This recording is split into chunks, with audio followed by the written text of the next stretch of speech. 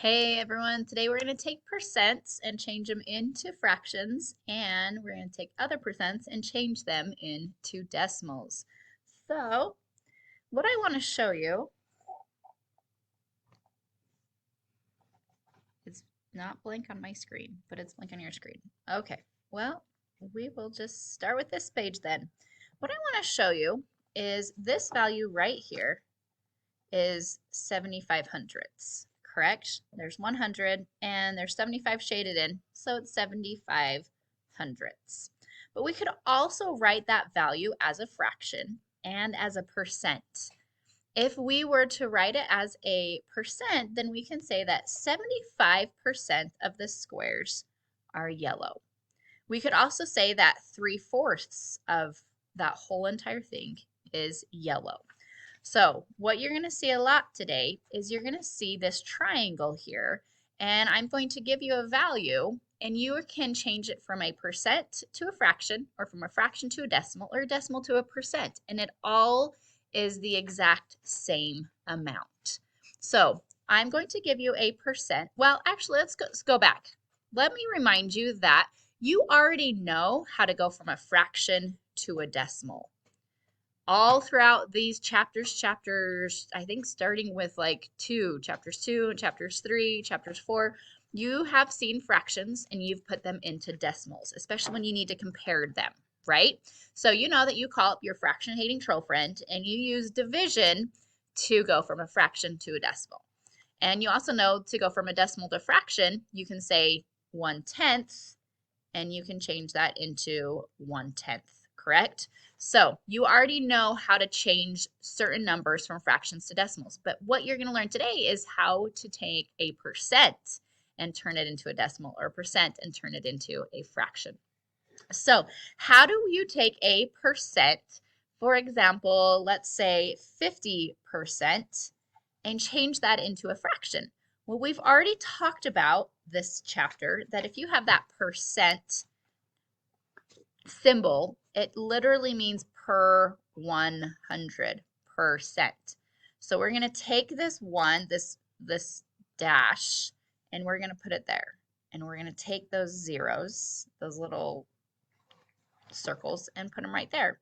So we can take the percent and turn it into a fraction just by taking that and then putting the number over top. So 50% is the same thing as 50 over 100.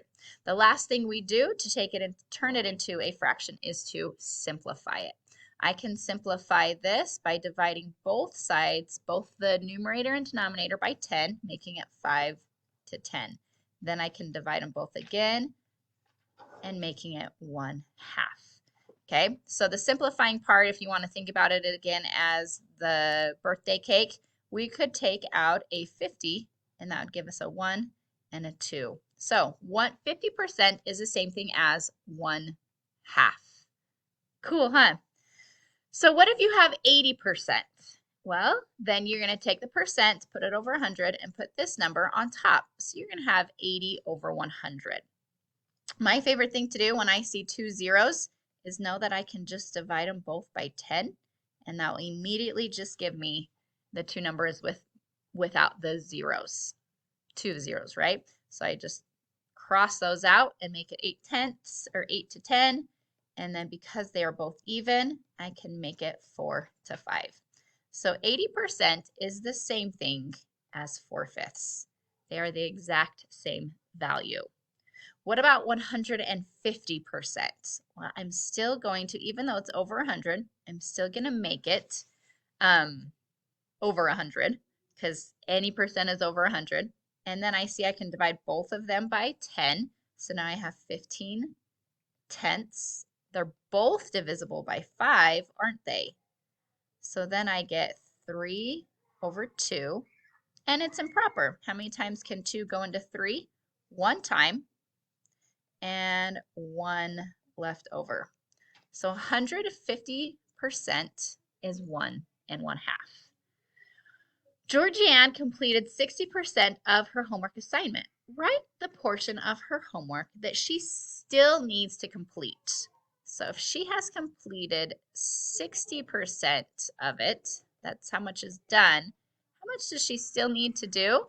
Well, 60 plus 40 is 100%, right? So she still has 40% left. It says, write the portion of her homework that she still needs to complete as a fraction. So I need to change this 40% to a fraction. How do I do it? Because this percent, I can put it over 100, divide them both by 10, giving me 4 to 10. Because they're both even, I can divide them both by 2 and get 2/5. So she still has 2/5 of her homework she needs to do. You feeling okay about that? Good, because we're now going to go from a percent over to a decimal. If we're looking at our little triangle, fraction decimal percent triangle, 75% is the exact same value as 75 hundredths. Do you see how they're very, very closely related? Yeah, you should, right? What you do is you move the decimal 2 places to the right. To the right. I can't figure out which way I need to point so it makes sense to you. Here's what I mean by that. Here we have 75%. Now you've got to remember the one fact that if the decimal's not in sight, then you put it on the right, and then you're going to move it over to, guess what, I was saying that wrong. Don't move it to the right. You want to move it over to the left. 1, 2. And that is how you will get 75 hundredths. Okay? And that was kind of confusing, huh? Here's a way to help you remember. My favorite drink, don't drink a lot of soda, but when I do, Dr. Pepper is my favorite. Here's what I also love about Dr. Pepper. Dr. Pepper has the initials DP. So if I'm at a percent and I want to go to a decimal, then I'm going to go this direction. Okay, so I'm going to move it twice to the left. Why is it twice? Well, because percents are out of 100, correct? So if I want to change it from a percent to a decimal, I need to take that 100% and divide it by 100, which is 2, ends up scooping twice. Okay, so let's practice that. When we have 58% and I want to change it to a decimal, I'm already at a percent and I want to get to a decimal, Dr. Pepper. So if I'm at a percent, I'm going to move it twice to the left. The decimal's not in sight, so I'm going to put it on the right, and then I'm going to scoop twice to the left. So 58% is also 58 hundredths. 9%. If I have 9% and I want to get it to a decimal, then I'm going to put the decimal there at the end. And I'm still, even though there's no value, there's no number, I'm still, oh, that's cool. I'm still going to scoop it twice to the left. And if I need to add zeros, I can add zeros. And now it's no longer a percent. It is now a decimal. 9% is 9 hundredths. Cool, huh? About 21.6% of the population of Canada speaks French. Write 21.6 as a decimal. Now this one's just a little bit different, only because it already has a decimal. So we don't have to put it at the end, do we? Because it's already here. We still are going to scoop it twice to the right and going to get a decimal of 216 thousandths.